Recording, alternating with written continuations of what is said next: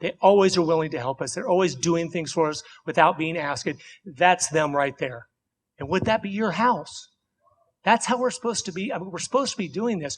So God asked us to make a film. So he gave us the ability then and helped us make this film.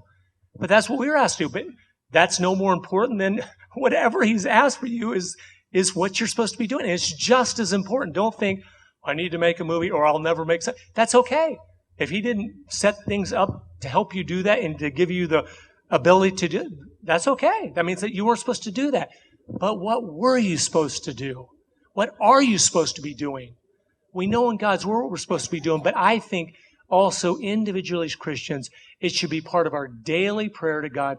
God, please let me know clearly today and every day exactly what you would have me to do, and give me the courage and the ability to do that, whatever it is. Whether it's like Kim Davis, here in your state, what's going on with that or whatever. It's just, you never know when something's going to pop up like that, and all of a sudden you have a much bigger stage all of a sudden than you had before. That's like us with these films. We are the most homebodies that have ever been created. I'd rather be at home just playing with my kids and wife and spending time than anything. But God said, no, you can't do that. There's too much important going on. You need to make this film. You need to travel. You need to do this. And I said, God, if that's what you want me to do, I'd be happy to do that. But we have to be willing. We've got to, the reason we put this together too is just to open people's eyes to things. Not to, communism isn't the end all. The point of it is showing things are purposeful. And the last point I was making is what was most important in my mind and my heart as a Christian. As I started to make this thing, I was just shocked. I'm always shocked how influential the communists are. And I think it's because they've been internationally organized and penetrating things for over 100 years. So they're into everything worldwide. And they were penetrating the seminaries in the Middle East 80 years ago, and they were penetrating our seminaries 80 years ago. I mean, it's just, so that's always amazed me. But then I thought, wait a minute, I'm thinking like a lost person. They can't do anything, neither can Obama or the Democrats or the Republicans, without God's permission. He is sitting on his throne. Do you understand that? He is in total control. If you believe in the God of the Bible, he is in total control. There's not one baby dying of cancer. There's not one auto wreck. There's not anything that he is in absolute control over. It has a purpose in.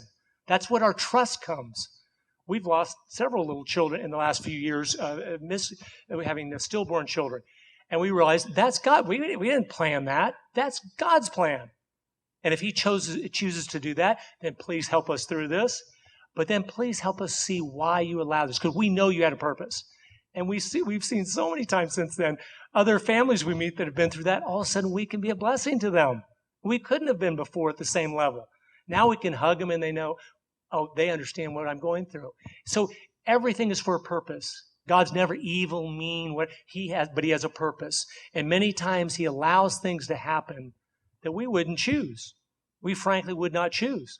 And so some people go, then they turn against God as if they're above him. Well, I don't like I'm mad at God because he let this happen. And that scares me to even think like that. God is God. He is loving, but he also is holy and just, and he's all powerful, and we should fear him. And we need to fear him above all. And if he's ever let something terrible happen in your life, I promise you, when you get to heaven and stand before him, you'll see why he allowed that, and you'll say, praise the Lord.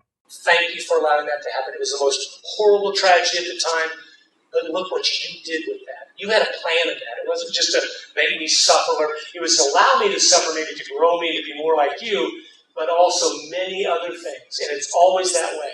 So don't forget that. That's who he is. But that's when I started to think, wait a minute. So if all these people are doing this, he's allowing them to do this. Why would he do that? And if you study Bible history, he allows the evil to flourish when he is punishing the righteous.